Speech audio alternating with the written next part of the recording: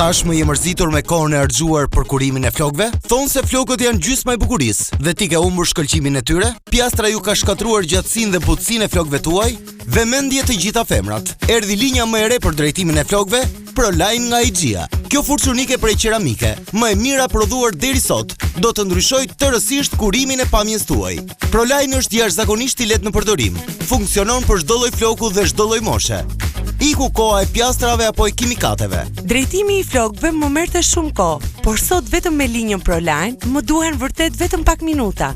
Akoma nuk e besoj se sa lehtë shtrihen flokët me këtë krër magjik. Ngrihem në mëngjes, krihem me këtë krër dhe flokët nuk mblidhen si më parë. Krëri ProLine është fantastik. Drejtoj bukur flokët e mi Kaçurrela pa i dëmtuar. Kjo është dhurata më e bukur që i bëra vetes. I adhuroj. Flok drejtuesi ProLine është revolucion në mënyrën si i drejtoni flokët tuaj.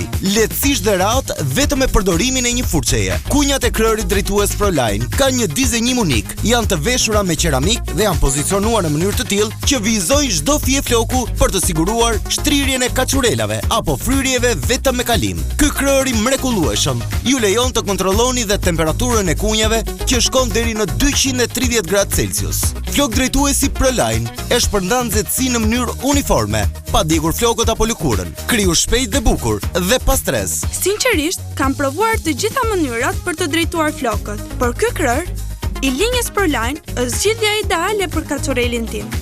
Thjesht me të krijesh dhe je gjithmonë e kuruar. Kriju shpejt dhe bukur, sikur çdo mëngjes ke shkuar në një sallon bukurie. Drejtoni flokët vetëm me një kalim të krërit. IGEA, brandi që flokët e tu meritojnë. Mos humb kohë, ne ju ofrojmë shpikjet më të fundit. Brand origjinal, ti krijon sallonin tënd të personalizuar.